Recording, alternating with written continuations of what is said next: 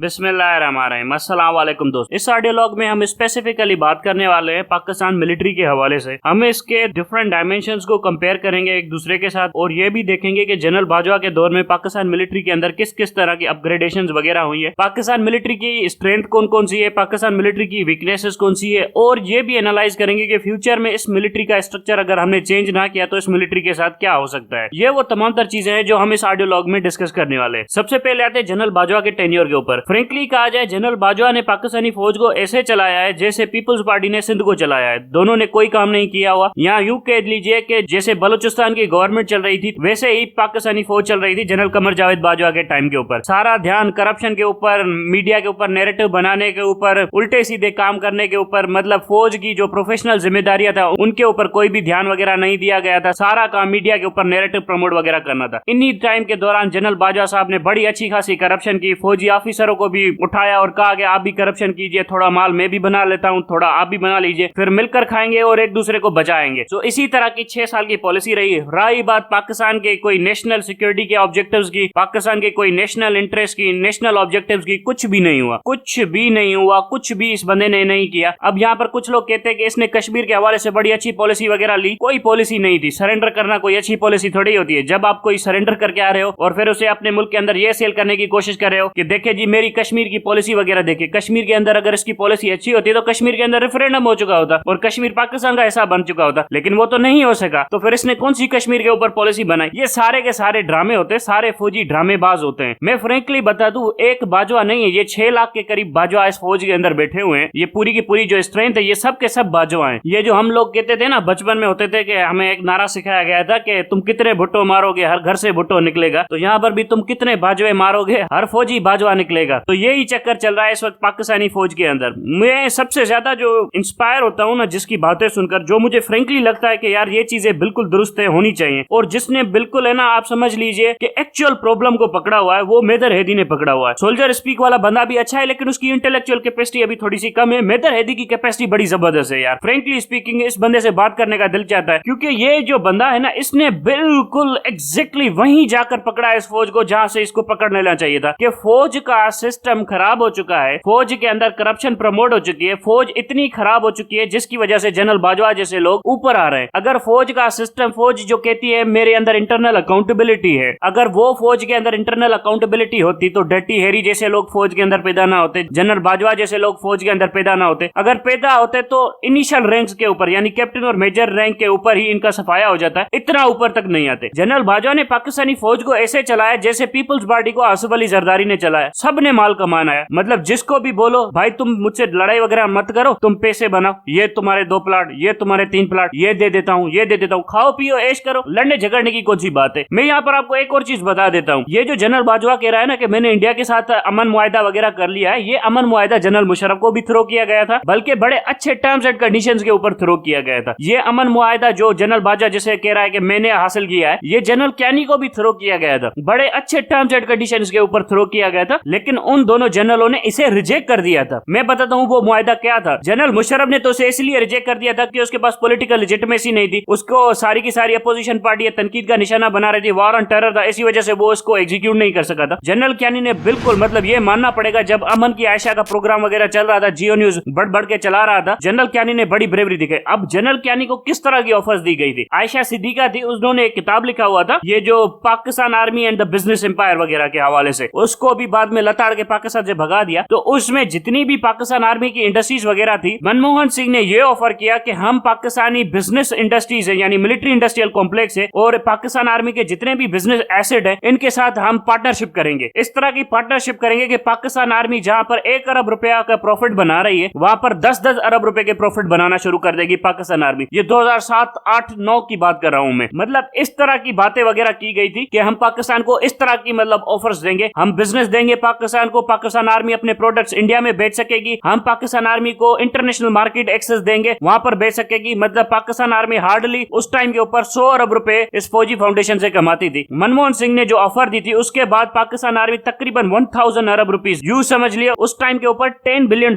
कमा लेती एनुअली, और ये आपके नेशनल बजट से भी बढ़ जाता। इतना बड़ा जबरदस्त ऑफर दिया गया था जनरल कैनी को, लेकिन जनरल कैनी ने कश्मीर का सौदा नहीं किया। इस बंदे ने किस बात पे ऊपर सौदा किया है कश्मीर का? लानत पड़े इसके ऊपर। कौन सी ऐसी चीज फोर्सेस को मिली है इंडिया की तरफ से, जिसके ऊपर ये कश्मीर का सौदा करने के लिए बैठा हुआ है। इसको मैं बताता हूँ ना क्या चीज मिली है। इसने बलोच हुकूमत गिराई, वहां से 7-8 अरब रुपए लिए। इसने नवाज शरीफ को यहाँ से जाने दिया, उससे भी $40 मिलियन के करीब लिए। इसने इंडिया की पॉलिसी भी अप्रूव करवाने के चक्कर में इंडिया के साथ सीज फायर करने के लिए यहाँ पर भी किकबैक ली होगी, जरूर ली होगी, हमें नहीं पता लेकिन ली जरूर होगी। इसने पीपुल्स पार्टी से भी पैसे वैसे लिए होंगे, इसने स्मगलिंग करवाई होगी, इसने जितनी भी मूवीज इंडस्ट्रीज वगैरह जो भी बनाया है ISPR ने, उनके अंदर करप्शन की होगी। इसने जितना भी मतलब फौज का राशन पानी है इसमें भी डाके मारे होंगे। आप ये देख लीजिए कि बलूचिस्तान के अंदर आपके फौजियों के पास मोटरसाइकिल पर आपकी रीइंफोर्समेंट जाती है, ये हालत है आपके फौजियों की। साइकिलों पे रीइंफोर्स करने जाते हैं फ्रंट को, ये हालत है आपके फौजियों की। केवलार नहीं है, नाइट विजन नहीं है, नाइट ऑपरेटेबिलिटी नहीं है, आपकी 90% से ज्यादा फौज रात को लड़ नहीं सकती, ये क्या तमाशा। आपकी एविएशन इंडस्ट्री रात को नहीं लड़ सकती, ये क्या तमाशा हो रहा है। ये बात करता है जनरल बाजवा के मैंने फौज की बड़ी रिस्पेक्ट की है, फौज की बड़ी इज्जत अफजाई करवाई है, फौज के अंदर मैंने इंटरनल चेंजेस करवाए। आपकी फौज की अगर मैं वीकनेसेस यहाँ पर गिनवाना शुरू कर दूं ना, तो कल ही इंडिया हमला कर दे आपके ऊपर। इंडिया को तो मतलब मजा आ जाए। इंडिया को सिर्फ इस बात का डर ना हो कि हमारे ऊपर न्यूक्लियर बम गिर सकता है, अगर इंडिया को यह खौफ ना हो तो दूसरे दिन इंडिया पाकिस्तान के ऊपर हमला कर दे और इस फौज को नानी याद दिला दे। ये है आपकी कैपेबिलिटी, ये है आपकी पावर, कन्वेंशनल पावर। फिर बड़े बम से इंडिया को डर लगता है, जिसकी वजह से इंडिया दिन रात कोशिश कर रहा है कि एयर डिफेंस सिस्टम ऐसे बना लिए जाए जिससे ये बड़े बम को रोक लिया जाए। अगर बड़े बम को रोकने का कोई भी मेजर इंडिया के पास आ गया जिसमें इंडिया को श्योरिटी हो जाए कि हम 100% बड़ा बम रोक सकते हैं, जिसके बाद इंडिया एक दिन नहीं लगाएगा पाकिस्तान के ऊपर चढ़ाई करने में। लेकिन इंडिया के पास वो इस तरह की कैपेबिलिटी नहीं है। इंडिया के पास, अमेरिका के पास भी ऐसी कैपेबिलिटी नहीं। वो कैपेबिलिटी बनाना भी बहुत मुश्किल काम है क्योंकि वो बहुत ही सोफिस्टिकेटेड वेपन चाहिए होंगे। यूं समझ लीजिए एक बुलेट से एक बुलेट को मारना, इस तरह की मिसाइल बनानी पड़ेगी अगर आपने एटम बम को रोकना है तो, जो कि बिल्कुल ही इम्पॉसिबल है, जिसकी वजह से इंडिया डरता है। वरना इस फौज को ऐसे जूते मारे इंडिया के, याद रखेगी ये फौज। बाजवा की जितनी भी इज्जत अफजाई करनी थी वो मैंने कर ली। मैं कुछ दिन पहले दुबई के अंदर एक सेमिनार चल रहा था फ्यूचर डिफेंस के हवाले से, मैंने वो अटेंड किया था। मैं तस्वीरें वगैरह नहीं लगा सकता, फ्रेंकली स्पीकिंग इन्होंने मेरा ट्विटर अकाउंट भी बंद करवा दिया है और मुझे ट्रैक डाउन भी कर रहे हैं। बहरहाल भाड़ में जाए, जो करना है कर ले,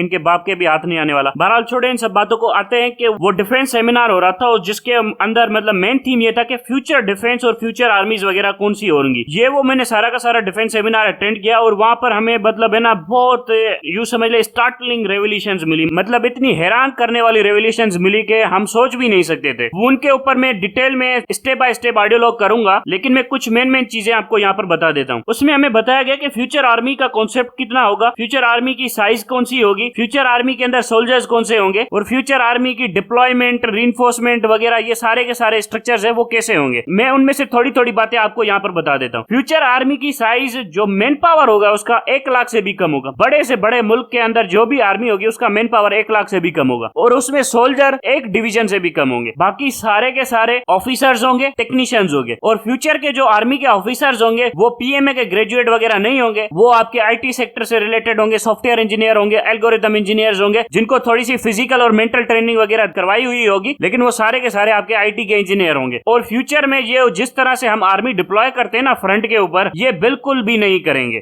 मतलब जो कंट्री फ्यूचर में अपनी आर्मी बॉर्डर के ऊपर डिप्लॉय करेगा वो जूते खाएगा और उसको बड़े रगड़े लग जाएंगे। फ्यूचर में आपकी इन्फेंट्री का कॉन्सेप्ट खत्म हो चुका है, मतलब जैसे हम इन्फेंट्री भेजते हैं, पैदल सिपाही सामने से जाकर लड़ते हैं, दुश्मन को रोकते हैं, वो सारा का सारा कॉन्सेप्ट खत्म हो चुका होगा। फ्यूचर में आपकी टैंक्स, मैकेनाइज्ड आर्मर, ये सारा का सारा कॉन्सेप्ट खत्म हो चुका होगा, इनका भी वजूद नहीं रहा होगा। दूसरी चीज, आपके जो वारशिप्स हैं जो समंदर में चलते हैं, ये भी सारे के सारे खत्म हो चुके होंगे। और चौथी चीज, तो आपके सिग्नल और कम्युनिकेशंस के नेटवर्क्स है ना, ये भी सारे के सारे खत्म हो चुके होंगे। मतलब फ्यूचर वॉर इतनी सोफिस्टिकेटेड वॉर होगी। और ये वॉर में इतनी दूर की बात नहीं करा कि 2050 के बाद, 2060 के बाद, ये 2030 के बाद के वॉर कॉन्सेप्ट्स हैं। मैं आपको कुछ चीजें यहाँ पर समझा देना चाहता हूँ। जब सोवियत यूनियन को अमेरिकन ने हराया था तो उसके बाद लोगों ने कहा था कि अमेरिकन मिलिट्री कैपेसिटी तो सबसे ज्यादा ताकतवर है, लेकिन American military capacity world war 2 की बुनियादों के ऊपर है और वियतनाम के अंदर भी American military capacity world war 2 के बुनियादों के ऊपर थी। यहाँ पर कुछ चीजें ऐसी हैं जो समझ लेनी चाहिए कि जर्मनों के जितने भी साइंटिस्ट थे, जितने भी फ्यूचर प्लान थे सैटेलाइट के हवाले से, वो सारे के सारे अमेरिकन ने चोरी किए। बाद में उनके ऊपर अपना बैनर लगा के प्रोडक्शन करना शुरू कर दी। आईबीएम को भी जो बनाया गया था वो भी जर्मनों की तरफ से बनाया गया था। एटम बम की जो प्लानिंग की गई थी वो भी जर्मनों की तरफ से की गई थी। ये B-52 फोर्ट्रेस बॉम्बर्स वगैरह, ये सारे के सारे डिजाइन वगैरह जो थे वो जर्मनों के थे।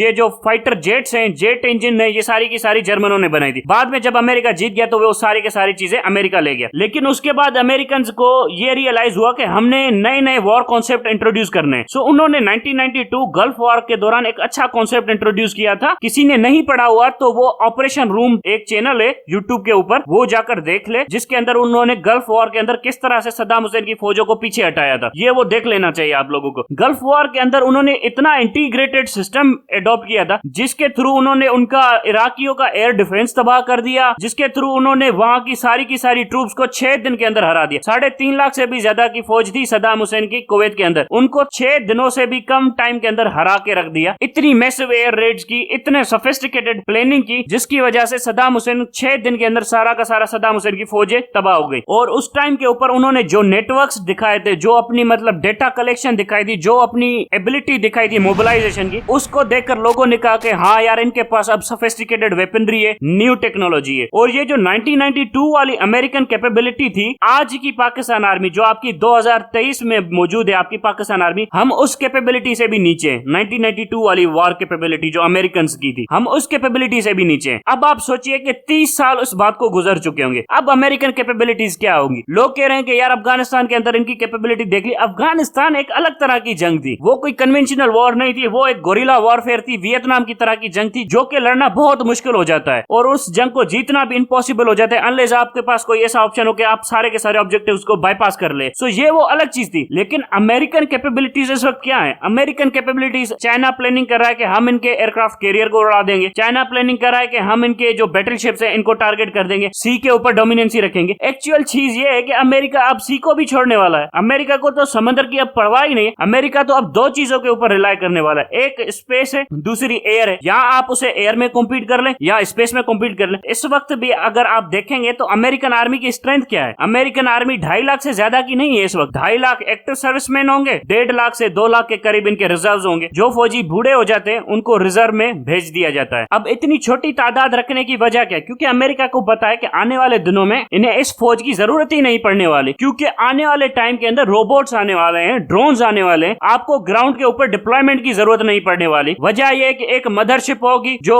50,000 एल्टीट्यूड के ऊपर बैठी होगी, सैटेलाइट से कनेक्टेड होगी, वो सारे के सारे एरिया को स्कैन कर रही होगी, जो भी नीचे की सारी मॉनिटरिंग वगैरह हो रही होगी, उस सारे के सारे एरिया को स्कैन करने के बाद वो अपने छोटे ड्रोन्स डिप्लॉय करेगी, जो नीचे छोटे छोटे टारगेट्स यानी इन्फेंट्री के ऑब्जेक्टिव्स वगैरह सारे के सारे उनको तबाह कर देगी। यहाँ पर ये लोग कह रहे हैं कि हमारे पास एयर डिफेंस होगा, एयर डिफेंस की कोई हैसियत ही नहीं बचेगी, सैचुरेशन इतनी बढ़ जाएगी। मैं आपको मिसाल देता हूँ, एक मिसाइल स्पार्टा या वगैरह एयर डिफेंस की आपको पड़ती है $1,00,000 की, एक ड्रोन पड़ता है आपको $1,000 का। जहां पर आपको स्पार्टा की मिसाइल खरीदने के ऊपर $1,00,000 खर्च करना पड़ा है, वहां पर आपको ड्रोन 100 के करीब मिल जा रहे हैं। अब 100 के करीब ड्रोन गिराने के लिए 100 स्पार्टा मिसाइल चाहिए आपको। 100 स्पार्टा मिसाइल मतलब बन गया $10 मिलियन। $10 मिलियन कौन लेगा भाई, कौन देगा? ये वो चीजें हैं जो आपको समझनी पड़ेंगी कि फ्यूचर कॉन्सेप्ट क्या है। फ्यूचर कॉन्सेप्ट में आपकी इन्फेंट्री की कोई वैल्यू नहीं है, यहां तक कि आपकी पुलिस, जो आपके शहरों के अंदर पुलिस है, इसकी भी कोई हैसियत नहीं रहने वाली है। क्राइम इन्वेस्टिगेशन के अलावा बाकी तमाम तरह जो भी आपकी सर्वेलेंस वगैरह की सारी एक्टिविटीज हैं वो ड्रोन्स कर सकते हैं। क्राइम इन्वेस्टिगेशन के लिए आपको पुलिस वाला बंदा चाहिए, वो भी तब तक के लिए चाहिए जब तक आप ऐसे एल्गोरिथम, ऐसे सॉफ्टवेयर या ऐसे रोबोट्स नहीं बना देते जो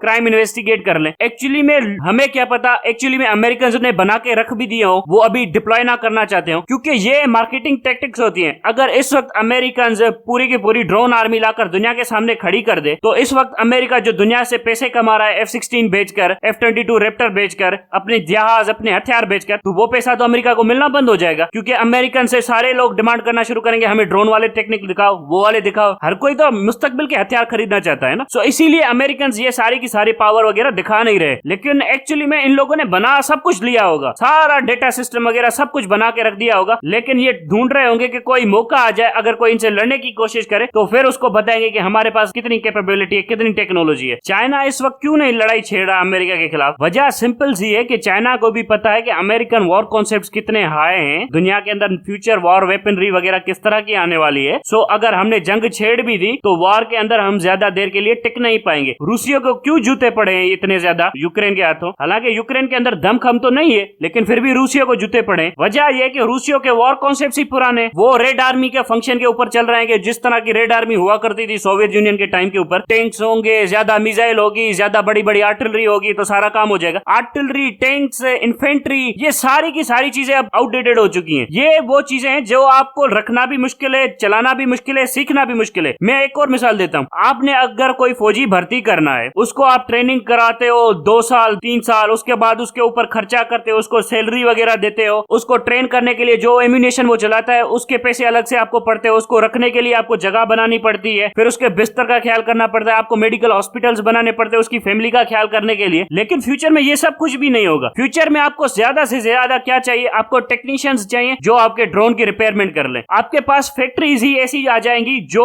रोबोट्स को खुद ब खुद मैन्युफैक्चर करेंगी, खुद ब खुद रिपेयर करेंगी। अगर कोई रोबोट टूट चुका होगा कि उसको ऑटो एनालाइज करके उसको खुद ही रिपेयर कर लेंगी। सो इस तरह के कॉन्सेप्ट्स आने वाले हैं और वो रोबोट इतनी मैसिव लेवल के ऊपर प्रोड्यूस होंगे जो बहुत ही ज्यादा सस्ते होंगे, जिसकी वजह से आप पूरे के पूरे बैटल एनवायरनमेंट को डोमिनेट कर लेंगे। फिर सारे के सारी लड़ाई इस बात के ऊपर होगी कि कौन ज्यादा इफेक्टिवली अपने रोबोट्स के ऊपर कंट्रोल कर सकता है, जिसे हम कहते हैं डेटा लिंक। आपके जितनी अच्छी डेटा लिंक होगी आपके रोबोट्स के साथ, वो आर्मी आपके लिए इतनी फायदेमंद होगी। अगर आपकी डेटा लिंक्स के अंदर, आपकी कम्युनिकेशन के अंदर, मतलब आपका रोबोट के ऊपर जो कंट्रोल है उसके ऊपर आपकी कम्युनिकेशन के अंदर प्रॉब्लम्स हैं, यानी आपकी डेटा लिंक के अंदर कमजोरियां हैं, तो आपका दुश्मन उससे फायदा उठाने की कोशिश करेगा। वो आपके रोबोट्स को हैक करने की कोशिश करेगा, आपकी डेटा लिंक को वीक करके अपनी डेटा लिंक के साथ जोड़ने की कोशिश करेगा। ये वो चीजें हैं जो फ्यूचर के अंदर होने वाली हैं। अब पाकिस्तानी आर्मी पता है क्या आइडियाज के अंदर, ये जो डिफेंस सेमिनार चल रहा था कराची के अंदर था शायद, उसके अंदर क्या सेल आउट करने की कोशिश करेगा? कराची के अंदर था या कतर के अंदर था, उसके अंदर क्या आइडिया सेल करने की कोशिश कर रहे हैं? हमने जी देखे जी ये नई टैंक बनाई है हमारी HMTC ने, heavy mechanical complex of Taxila. My foot tank की क्या जरूरत है? आर्टिलरी की क्या जरूरत है? आने वाले दिनों में ड्रोन होने वाले हैं। अगर आपके अंदर अकल है, अगर आप 2030 को देख रहे हैं, आप अपनी आर्मी को 2030 के हवाले से प्लान करना चाहते हैं, तो आपको 2 चीजें करनी चाहिए। सबसे पहली चीज डेटा लिंक, डेटा कम्युनिकेशन किस तरह के होने चाहिए, कितना इफेक्टिव डेटा कम्युनिकेशन सिस्टम हमारा होना चाहिए। दूसरी चीज सबसे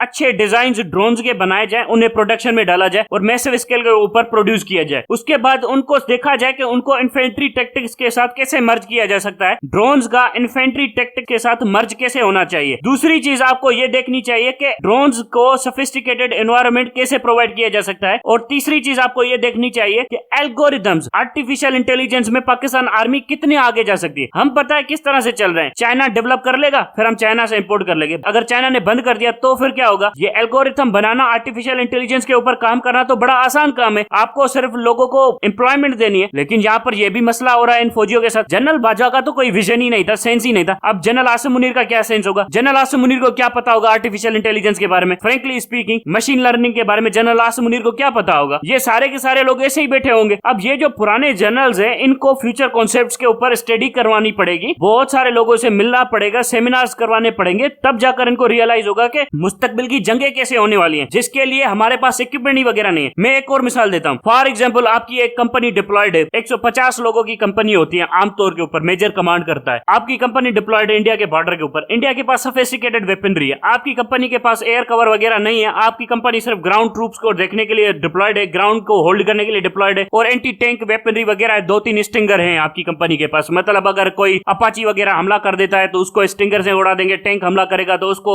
एंटी टैंक वेपनरी से उड़ा देंगे, अगर कोई सामने से इन्फेंट्री आएगी तो machine gun, light machine gun, ये सारा का सारा फायर खोल देंगे और फिर इन्फेंट्री को भी रगड़ा लगा देंगे। लेकिन इसी के ऊपर एक ड्रोन स्वार्म हमला करता है, एक ऐसा ड्रोन स्वार्म हमला करता है जिसके अंदर सुसाइड ड्रोन्स भी हो, जिसके अंदर शूटर ड्रोन्स भी हो, जिसके अंदर ग्रेनेडियर ड्रोन्स भी हो, तो फिर क्या होगा इस कंपनी का? और रात के अंदर हमला करता है, रात के अंदर ह्यूमन विजन बहुत छोटा होता है, ड्रोन्स भी बहुत छोटे होते हैं, रात के अंदर इंसान देख नहीं सकता, रात के अंदर इंसान के अंदर थकन होती है, इंसान की मतलब वो कैपेबिलिटीज नहीं बचती। और ये ड्रोन्स नाइट विजन के अंदर ऑपरेट करते हैं, वो नाइट कैपेबिलिटीज के थ्रू ऑपरेट करते हैं। वो तो आपके फौजियों को भून के रख देंगे। अगर जहां पर कंसंट्रेशन दिखी वहां पर ग्रेनेड मार दिया, जहां पर कंसंट्रेशन दिखी वहां पर उन्होंने सुसाइड ड्रोन फेंक दिया। उनके पास एक ऑब्जर्वेशन पोस्ट होगी जो कि बड़ी सोफिस्टिकेटेड ऑब्जर्वेशन पोस्ट होगी हमारी ह्यूमन ऑब्जर्वेशन पोस्ट से। सो ये वो चीजें हैं जो हम फ्यूचर में देख रहे हैं। सो अगर पाकिस्तान आर्मी ने तरक्की करनी है तो मेहरबानी करके इन चीजों के ऊपर काम कर लीजिए। एक और मिसाल देता हूं, अगर सियाचिन है, सियाचिन के अंदर सबसे बड़ा मसला क्या है? वहां की वेदर कंडीशन, वहां की हवाएं, वहां की स्नो जो ह्यूमन बायोलॉजी को बिल्कुल भी सूट नहीं करती है, जिसकी वजह से हम वहां पर कोई ऑफेंसिव ऑपरेशन वगैरह नहीं कर सकते। लेकिन अगर आप इस थिएटर के अंदर ड्रोन्स लेकर आते हैं तो ड्रोन्स को ना ठंड लगती है, ना उसको स्वेटर चाहिए, उसको चाहिए एक प्रॉपर पावर सप्लाई और एक अच्छा खासा डेटा जिसके बुनियाद के ऊपर वो ऑपरेट करेगा और फिर रगड़ा लगा देगा। सो ये वो फ्यूचर कॉन्सेप्ट है जो आपने डेवलप करने हैं। अब हमारी मिलिट्री का विजन क्या है? DHA कराची बना दिया, है, डीएचए मुल्तान बनाने जा रहे हैं, मुल्तान के बाद डीएचए सखर बनाएंगे, फिर डीएचए कोयटा होगा, फिर डीएचए गवादर होगा। इस विजन के साथ ये फौज कहां तक सर्वाइव कर लेगी? ये वो चीजें थी जो मुझे बात करनी थी आप सब लोगों से। इसके ऊपर मैं और डिटेल में बात करूंगा कि ये किस तरह की चीजें आने वाली है फ्यूचर के दौर के अंदर, और भी ज्यादा डिटेल से हम बात करेंगे। अब तक के लिए इतना ही। Thank you very much.